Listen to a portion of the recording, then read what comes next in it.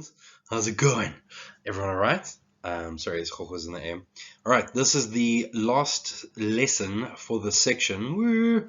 Then it's almost finished. So then plants are out of your hair for a little bit of time until matric again. All right. Actually, sorry, no, this is not the last lesson. There's one more. Sorry, I lied a little bit. But the work I'm going to be doing is matric work, so I recommend that you pay careful attention to that next bit. But anyway, all right. So we've done the least evolved, which is your bryophytes. We had the slightly more evolved, which is your pteridophytes and your ferns. And now we're going to do the spermatophytes. So now this was like a groundbreaking era for plants as well, because now what they were doing was they were not relying on spores and water anymore. So now that we're relying on specific pollinators or distributors of the seeds.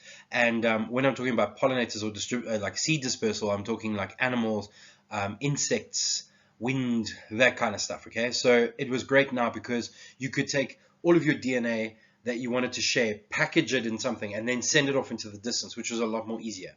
Also, now you don't have to like rely on a gametophyte and a sporophyte generation as much. You can actually put both generations on one, which we've encountered in the past, but now it's just a little bit easier for the entire structure. So the first one we're going to be doing, I'm quickly breaking it down: spermato meaning seed and phyte meaning plant. Okay, so we've got our gymnosperms, we've got our angiosperms. Gymno meaning naked seeds. Okay, so gymno naked sperm seeds. These are your cone-bearing plants, and I've put a picture over there so you guys can instantly recognize that these are, we're talking about pine trees, and I'll put pictures up of other different types later, which you need to be able to identify in a test or exam. Then we have your angiosperms, which are all your flowering plants. And so, in other words, if it produces a flower, it is therefore a angiosperm. Now, please don't think that all angiosperms have to look exactly like the one over there. So that's a daylily. It's a beautiful little daylily. Please recognize that it's also stuff like grasses and all those other bits and pieces. All right, and they produce these covered seeds, and these covered seeds are the seeds where they actually have like a fruit around it, and that fruit is what's going to cause things to move around. All right, so let's start with gymnosperms. They grow in great variety of habitats, and you can recognize that they grow slightly more drier areas and colder areas, and we'll get to why they actually produce these pine needles as opposed to beautiful leaves that you guys are like slightly more used to. They're extremely vascular plants. They have absolutely fantastic xylem and phloem. They're able to move everything up and down, and this is what really allows them to grow a lot taller. And if you remember from grade 10, we did plant tissues where we did parenchyma, sclerenchyma, and parenchyma. Now we're finding more and more sclerenchyma and parenchyma, which allows it to grow upwards as well now. So they have true roots, true stems, true leaves, everything's 100%. You'll just recognize that from the pictures that I've put over there, and I've put 6 different examples for you. So the Atlas cedarwood, the fir trees, the pine trees, the spruces, cypresses, and juniper. All right, their leaves are extremely thin, and this is because a lot of them grow in very cold environments, which helps you, which means that if there's going to be snow, you can't have an extremely broad leaf. Otherwise, the snow would fall on top of it and the leaf would snap off.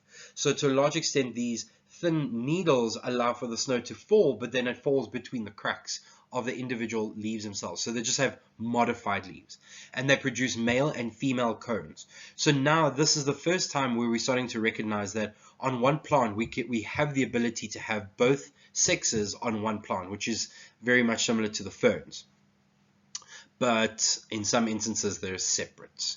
So when you were in grade 8 and someone asked you to go fetch a female leaf, it is completely rubbish, but you can fetch a female flower and a male flower, or a male cone and a female cone. Gymnosperms themselves, the male cones produce pollen grains, so they contain pollen male gametes, and they are dispersed by wind 99% of the time. Female cones house the ova.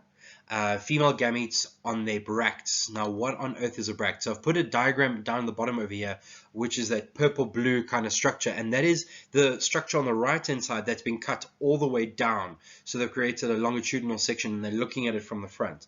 And those individual brown pieces that you see over there are not, it's not a flower, it's actually the things called bracts. And at the base of those bracts is where you will find the female reproductive structure, okay? So in other words, I'll show you pictures a little bit later, but if you find one of those big woodish kind of cones, those are the females, and when you find the slightly smaller, slightly more feathery versions, those are the male cones. And fertilization occurs when the male gametes fuse with ovum on the female bracts of the female cone, okay, on the bracts of the female cone. So what ultimately needs to happen is you need to have a male cone over here which starts to produce all of its little sperm. They are absolutely microscopic, and I'll show you a picture a little bit later, they look like a Mickey Mouse. So they've got the entire circular part over there which houses the sperm, and then they've got these these bits on either side which are air bladders, which allows it to flow through the air and allow it to be wind dispersed. You can imagine this is a bit of a train smash though, because what is the probability of that tiny little sperm actually ending on the bract? So you must now recognize that the amount of sperm that is produced by the male cone is in huge amounts, and those huge amounts is what is going to allow the potential idea of this whole thing sort of being moved across. So these are the different variations. I'm going to start at the top left-hand corner, and we're going to work our way down to the bottom right. Please recognize as well that the main ones are conifers, pines, cycads. Okay, so the top left-hand corner, that's a pine tree, and then eventually, as you go a little bit further, you see a very leaf-like structure, and that is where a whole bunch of pine needles have actually fused and created a leaf-like structure.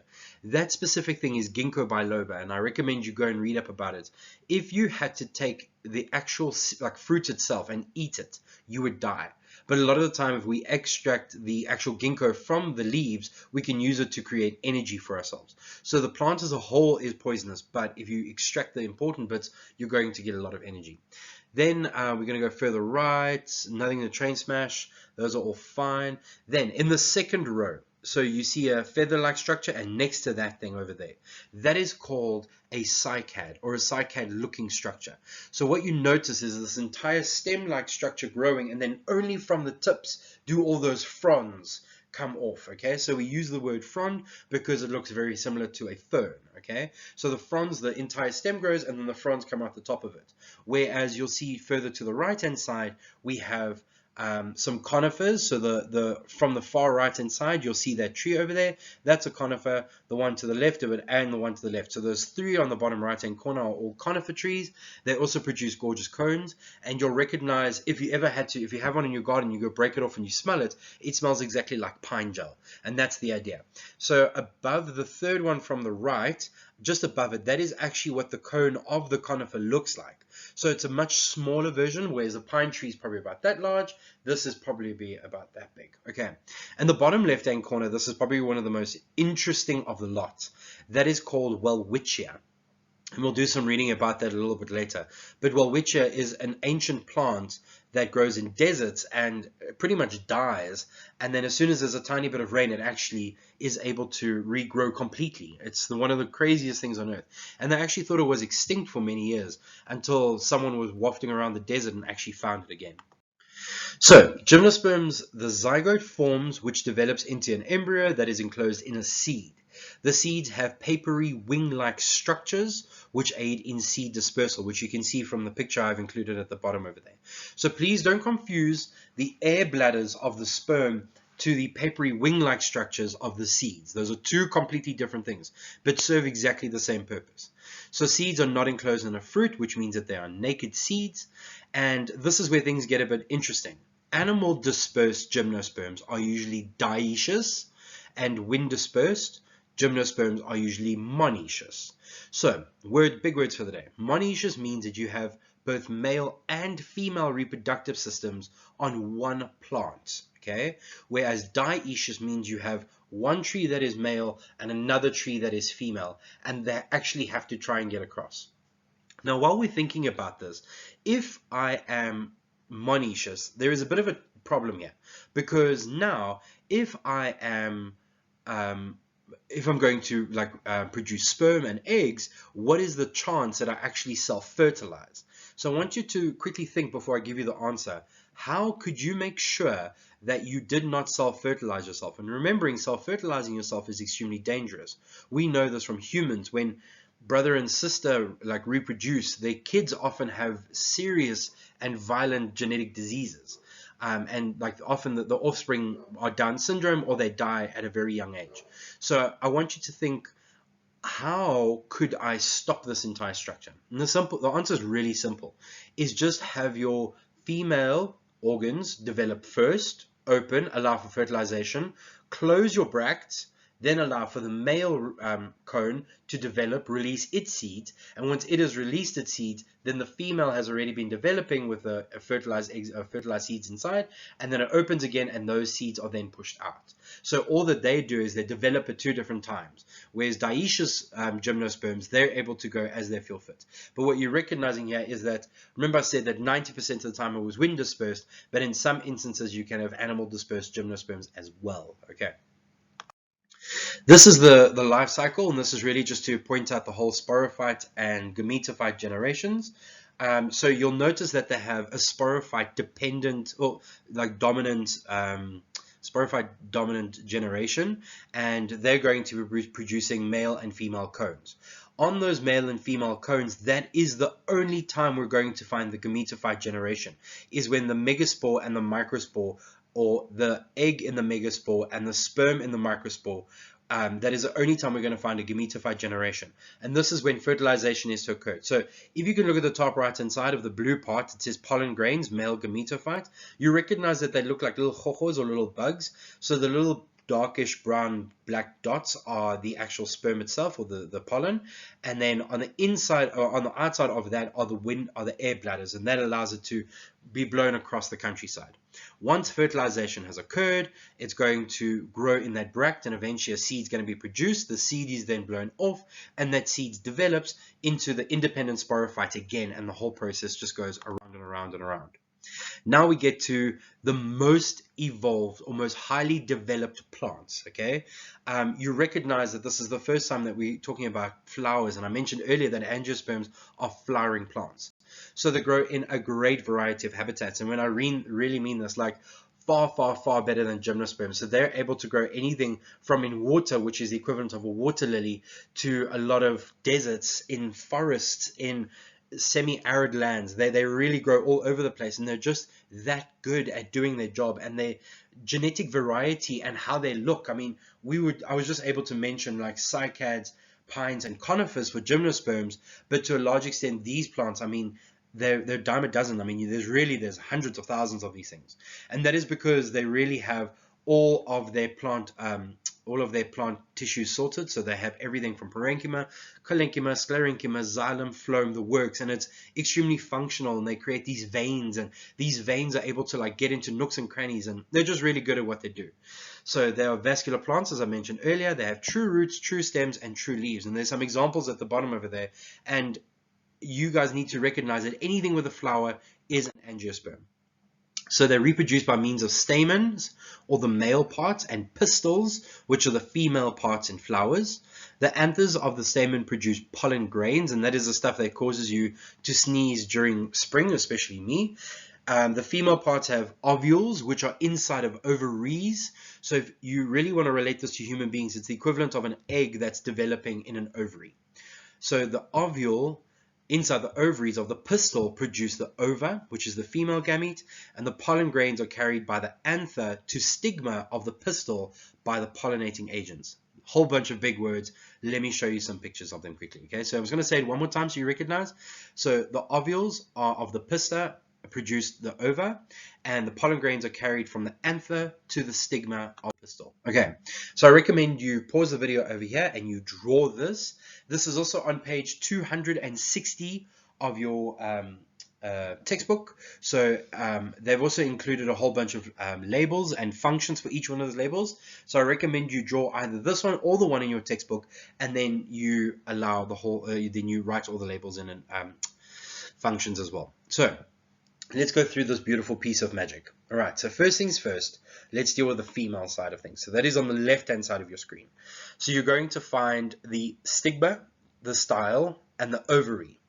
And inside of the ovary, you're going to find the ovule. And the ovule is going to be producing the eggs, or the ova, okay? So the stigma itself is quite sticky. It has this sort of like syrupy juice on top of it, and when we get back to class I'll actually bring a plant in so you can have a look at it. Then you got the style, which allows things to grow down it and also to hold the stigma up, and we'll talk about why that is important a little bit later. And then finally we have the ovary, where we're going to be storing all of our ovules. The stigma, style, and ovary together is called the pistil. You need to know these words, okay? And then I want you to note as well, what is the shape of the stigma? It says, it has there, it's 4 independent bits and pieces. So each one of those pieces creates, so it's almost like when the ovule itself develops, it's actually broken up into 4. And each one of those quarters grow up and fuse to create the style and eventually the stigma. So the stigma, on top of the fact that it has these 4 pieces now to increase the surface area, it also has that stickiness which allows for pollen grains to land on top. When pollen grains land on the stigma, it's going to grow into, it's going to create a pollen tube. So the pollen is going to grow from the stigma down the style all the way to the bottom of the ovule, and then it's going to fertilize one of the ova or multiple of the ova all in there. So you can imagine like a whole bunch of pollen grains are landing on the stigma at the same time. Now there's 2 problems with this. The first one is, how do you stop self-fertilization again? And that is exactly the same as with cones. You just develop your female reproductive system first, and then you develop your male reproductive system afterwards, so that there's no self-fertilization. To a large extent, the plant will stop any self-fertilization from happening, because you remember, like now, this is the second part. What if a rose pollen ends up on a lily stigma? Okay, it will grow all the way down the style into the ovary, and the ovary will actually reject it. So it will recognize that the DNA is not compatible and it does not share the same DNA, and it will actually not allow for fertilization to occur. This, to a large extent, is kind of rubbish, because we do understand that hybridization, so like 2 different species being able to mate, is extremely possible and happens more often than you'd like to admit. And that's what scientists often try to do, but to a large extent, it tries to stop that as much as possible. All right. So let's deal with the male side of this whole thing. We have the anther and the filament. So the filament itself grows directly off of the receptacle, and it holds the anther up in the air. So different plants do this differently, and depending on your pollinator, you'll want to put your anthers in different parts.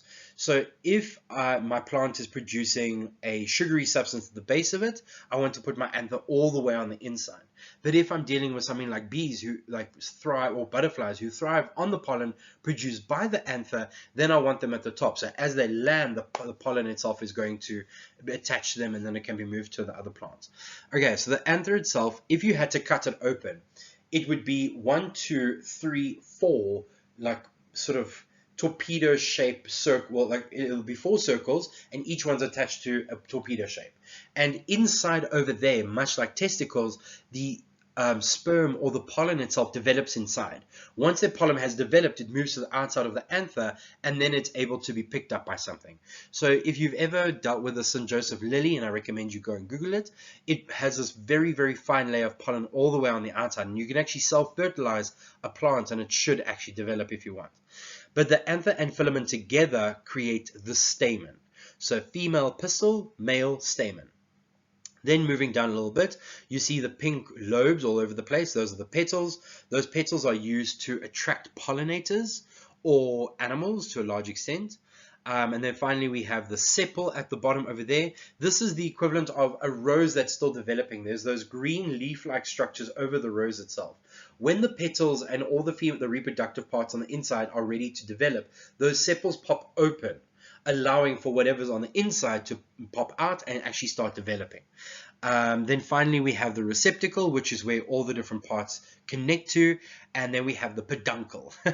And the peduncle is where the receptacle attaches to the stem. Okay, so that is the intermediate part.